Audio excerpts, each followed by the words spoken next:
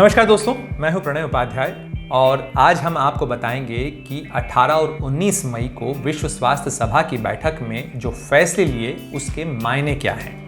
विश्व स्वास्थ्य सभा की बैठक स्विट्जरलैंड के जिनेवा में हुई, जहां पे संयुक्त राष्ट्र का दफ्तर है और यहां पर विश्व स्वास्थ्य सभा यानी दुनिया के सेहत की सबसे बड़ी पंचायत की बैठक हुई। ऐसे समय हुई जब पूरी दुनिया कोरोना वायरस से जूझ रही है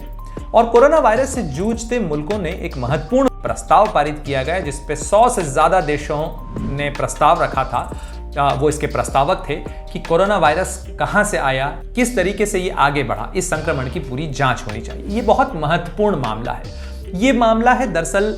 इस वायरस को लेकर जिस तरीके के सवाल उठ रहे हैं उनसे जुड़ा हुआ, क्योंकि ये वायरस चीन के वुहान शहर से शुरू हुआ और उसके बाद फैलते फैलते दुनिया के लगभग हर मुल्क को अपनी चपेट में ले चुका है। कई मुल्कों में तो इसके कारण हालत बहुत खराब है और भारत जैसे मुल्क में 50 दिनों से ज़्यादा वक्त से लॉकडाउन की स्थिति है। लॉकडाउन चल रहा है।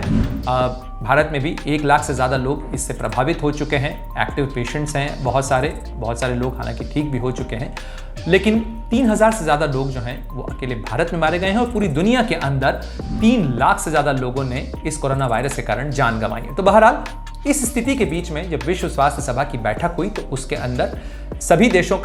लगभग सभी देशों की यह राय थी कि इस मामले की जांच होनी चाहिए। साथ ही जांच होनी चाहिए कि क्या कहीं कोई देरी हुई, चूक हुई, प्रतिक्रिया देने में ढिलाई हुई, लापरवाही हुई विश्व स्वास्थ्य संगठन की तरफ से, क्योंकि चीन की कई जवाबदेही थी कि वो विश्व स्वास्थ्य संगठन को बताता और उसने जब विश्व स्वास्थ्य संगठन को बताया तो कितने समय में विश्व स्वास्थ्य संगठन ने बाकी देशों को अलर्ट किया इस चीज़ के बारे में। इस मामले की भी जांच होनी चाहिए। इस पर जो प्रस्ताव पारित किया गया उसमें कहा गया कि एक इंडिपेंडेंट इम्पार्शियल इवैल्यूएशन किया जाए, यानी एक स्वतंत्र और निष्पक्ष आकलन होना चाहिए कि विश्व स्वास्थ्य संगठन ने जिस तरीके से काम किया, उसकी जो प्रतिक्रियाएं थी और उसकी जो टाइमलाइन थी वो कितनी मुफीद थी, कितनी सही थी। ये सारे सवाल वो सवाल हैं या ये वो सारी चीजें हैं जिनसे फिलहाल अब तक चीन बचने की कोशिश करता रहा। लेकिन विश्व स्वास्थ्य संगठन में क्या हुआ? वहां ये हुआ कि करीब 190 से ज्यादा देशों की इस विश्व स्वास्थ्य सभा के अंदर जब 125 से ज्यादा मुल्क, जिसमें भारत भी शामिल है, जिसमें ऑस्ट्रेलिया भी है, जिसमें बांग्लादेश भी है, जिसमें नेहरू जैसे जो छोटे देश हैं वो शामिल हैं, तो वहीं ब्रिटेन, फ्रांस समेत यूरोपियन यूनियन, अफ्रीकन यूनियन, ये सारे जो समूह हैं वो इसमें शामिल थे। तो उन सब देशों ने जब इस प्रस्ताव को आगे बढ़ाया तो स्थिति ये पहुंची कि आखिर में चीन को भी इस प्रस्ताव का प्रस्तावक बनना पड़ा। रोचक बात यह है, चीन का खास दोस्त पाकिस्तान जो है उसने इस प्रस्ताव पे इनकार भले ही न किया हो, आपत्ति न जताई हो, लेकिन वो इसका प्रस्तावक नहीं बना। बहरहाल हम इस प्रस्ताव के ऊपर आते हैं। अब सवाल ये आता है कि ये जांच कौन करेगा, कैसे करेगा, जांच हो रही है कि नहीं हो रही है, इसका आकलन कौन करेगा? इस सब का आकलन करने के लिए विश्व स्वास्थ्य संगठन का एक एग्जीक्यूटिव बोर्ड है। वो इसकी निगरानी करेगा कि इस मामले की जांच हो, इस मामले की पड़ताल हो, इस मामले का आकलन हो, इन सारी बातों का। और विश्व स्वास्थ्य संगठन के एग्जीक्यूटिव बोर्ड की कमान 22 मई से भारत के हाथ में होगी, यानी भारत के स्वास्थ्य मंत्री डॉक्टर हर्षवर्धन इसके अध्यक्ष होंगे और करीब 1 साल तक भारत इस एग्जीक्यूटिव बोर्ड की अध्यक्षता करेगा। यानी भारत की अगुवाई में ही इन सारी चीजों पर आकलन भी होगा, पड़ताल भी होगी। और इसलिए भी महत्वपूर्ण है ये बात क्योंकि 1 साल के बाद इस प्रस्ताव के ऊपर रिपोर्टिंग की जानी है, यानी इस प्रस्ताव पर क्या कार्रवाई हुई ये विश्व स्वास्थ्य सभा की जो अगली बैठक होगी, 74वीं बैठक होगी, उसके अंदर रिपोर्ट किया जाना है, यानी 2021 में। इस एग्जीक्यूटिव बोर्ड में अमेरिका पहले से है, चीन भी पहले से है और चीन का कार्यकाल अगले साल खत्म हो रहा है। तो चीन एग्जीक्यूटिव बोर्ड का सदस्य जरूर है, लेकिन इस समय ये सारे सवाल जो हैं वो चीन की तरफ उठ रहे हैं और ऐसे में ये देखना बहुत रोचक होगा कि चीन इस पूरे मामले में कितना सहयोग करता है, क्योंकि कोरोना वायरस के इर्द गिर्द सिमटी अंतर्राष्ट्रीय राजनीति में ये एक बहुत महत्वपूर्ण सवाल जो है जिस पर जांच अब शुरू होने जा रही है वो घूमता रहेगा। क्योंकि चीन कितना सहयोग करता है, अपने यहाँ दरवाजे कितने खोलता है, क्योंकि जब स्रोत के जांच की बात होती है तो इस बात की भी पड़ताल होगी कि उस शहर में यानी वुहान शहर में क्या वो स्थितियां थी, कहां से इस वायरस की उत्पत्ति हुई और बाद में इसका ट्रांसमिशन कैसे कैसे हुआ, इसके कितने स्ट्रेन्स डेवलप हुए, उन स्ट्रेन्स का पैटर्न क्या है, उनके जीनोमिक्स किस तरीके से चेंज हुए और कौन कौन से वो जीव हैं या जानवर हैं जो कि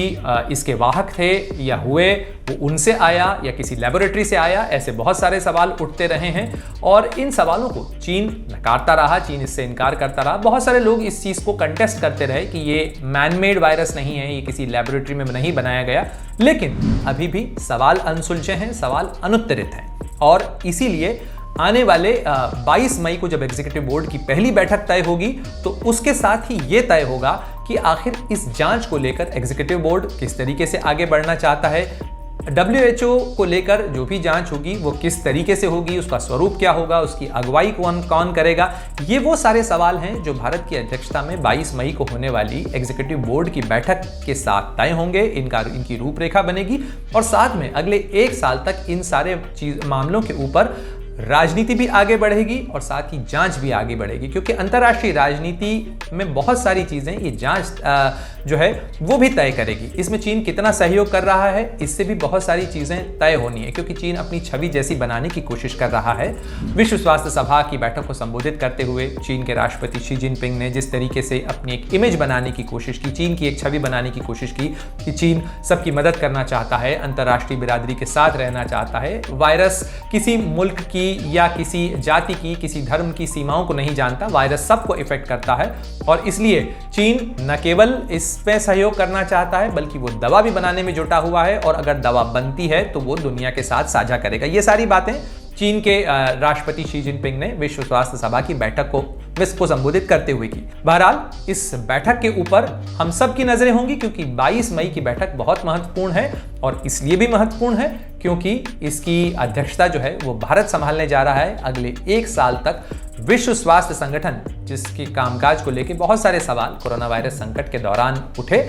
उसका दिशा निर्देश करने वाले कार्यकारी मंडल की कमान भारत के हाथ होगी। तो इस मामले के ऊपर हम आगे भी आपको अपडेट देते रहेंगे क्या हुआ और किस तरीके से ये जांच आगे बढ़ेगी। इस मामले पर और ज़्यादा जानकारी हम आपसे साझा करने की कोशिश करते रहेंगे, लेकिन अगर आप ऐसे और मामलों पर बात करना चाहते हो, आपकी कुछ जिज्ञासाएं हों तो ज़रूर हमारे कमेंट बॉक्स में लिखें। इससे हमें आपके लिए कंटेंट प्रोड्यूस करने में आसानी होगी और एबीपी न्यूज़ इस तरीके के वीडियो आपके लिए बनाने की कोशिश करता रहा है, करता रहेगा और आपसे उम्मीद है कि आप इन वीडियोस को लाइक करें, शेयर करें, सब्सक्राइब करें और हमें इस बारे में बताते रहें कि आपको ये वीडियोस कैसे लगते हैं। नमस्कार। ये है एबीपी न्यूज़, आपको रखे आगे।